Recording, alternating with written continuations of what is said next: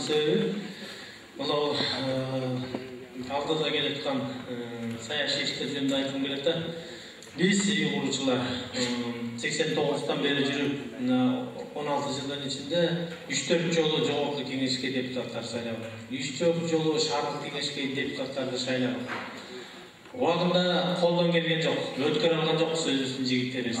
2000-жылга чейин бир уйгурчу депутат боло алган жок. 2000-жылга чейин башкалар сессия өткөрүп атканда биз эшиктин астында митинг кылып турчубуз. 2000-жылы тарыхта биринчи жолу уйгурчулардан 2 депутат болду. Мына Муктар Ленин районунан, мен Свердловский районунан. Мына бул тарыхта биринчи болгон окуя да. Анан кийин азыркы күнү анда бери келсек, азыркы күнү биз андан кийинки шайлоолордо дагы аракет кылганбыз. Өзүбүздүн жигиттерди өткөрөлүк деп өкмөткө, Сентирбеккомго, Горизбергомго кайрылганбыз. Şu uygurçulardı özünçe okul kılıp belgiledi. Arçabeshli, Agorgo, Alatoğ konuşlarını özünçe bir okul kılsa, oşo jakta bir uygurçunu çıkara olmamız. Октябрь районунда ушундай кылсак болмок, Свердловскийде ошондой кылсак болмок. Өкмөт ага барган жок. Анткени бизди өткөргүсү келген жок. Андан көрө башкаларды өткөрүш үчүн биздин жаңы конуштарды бөлүп жарып, башка округ кылып, например, мени деле өткөрүлгүсү келишпей, Бакайтаны башка округ кылып чыгарган. Билет мен ошол жашадым. Бакайтаны баары мени 100% котормок. Андан корккандан мени бөлүп салды тияка, бир жакка келечек эместерге. Бакайтаны башка округга кылып койгон. Ушинтип бут тозуп чыккан. Ошондой эле башка биздин жигиттерге да ушундай бут тозулган да. Ошол эле убакта башка бир кишилерди өткөрүш үчүн округтарды бириктиргенде мен билем, например, уйгурларды өткөрүш үчүн мына Салиевада, Туңгучкунда, Туңгучта, Лермонтовдо ошолор көп жашайт. Ошолорго бир округ кылып кошпогон баарынчы. Ошондон анан экеги шашылып пиширген уйгур бизде депутат болду. Ушундай эле башка өзбектер жашаган жерлерде ушундайлар бар. Ошон үчүн мен муну менен эмнени айтмагам. Өзүбүздүн да кетип атат. Мына мисалы үчүн Ленинский районго тарамайлап алган бетиңерге айтып коеюн. Агорго, Алатоо, Арчабеш баарына биригип алып, бир чеченди депутат болгон. Мына Кырым Султанов Закир деген депутат болгон мен менен.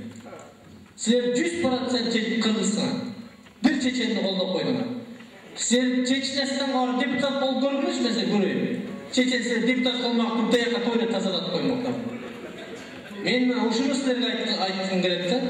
Ошон үчүн башыңарды тик көтөрүп, ынтымакка келип, бир бурчтун болушубуз керек. Биз азыркы мына жогорку кеңеш келет. Биз калабайбызбы? Барабыз ошого. Мен ошол жөнүндө сиздерге кеп сөз кылгым келип атат да. Депутаттык дегеле бизге эмне кереги бар? Депутаттык жок деле жашасак болот турабы? Бирок турмушта биз көрүп атабыз. Мына мен биринчи жолу Муктар өлкөсү депутат болуп 2000-жылы келгенде, 99-жылы октябрда келгенбиз. Ошондо шаардык бюджеттен Силаев мэр болчу, 16 миллион акча бөлүнчү. Болгон 16 миллион.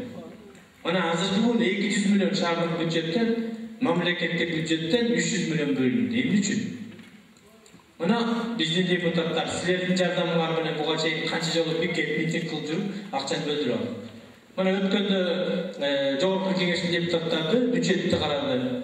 Биз ошондо 5 штабтын бардык ар бир депутатка жалдырадык. Мына Жолдошбаев сүйлөдү, Салымбеков сүйлөдү, теги Канбек Иманалиев сүйлөдү, даже ким Журавлев сүйлөп берди багы. Октябрьский бизди таанычы.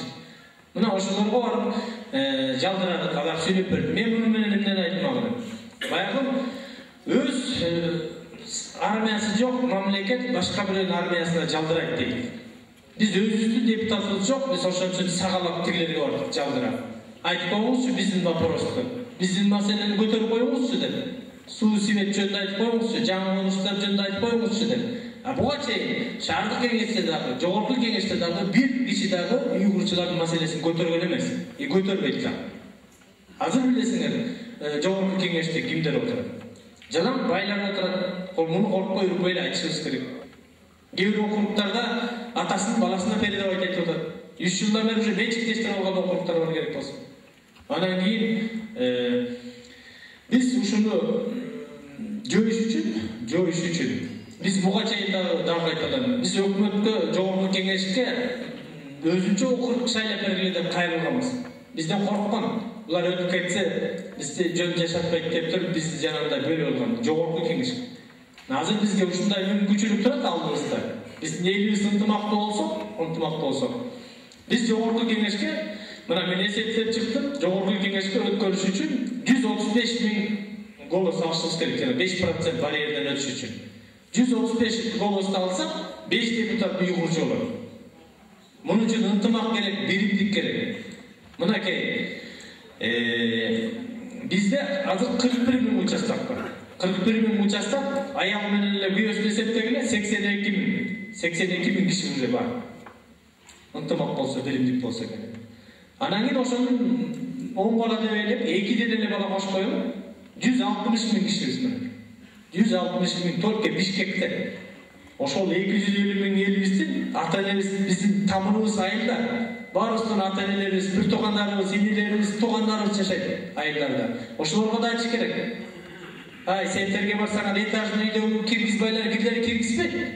Силер баары бир жагы конуштарга келесиңер. Шаарга келгенде каяка келесиңер?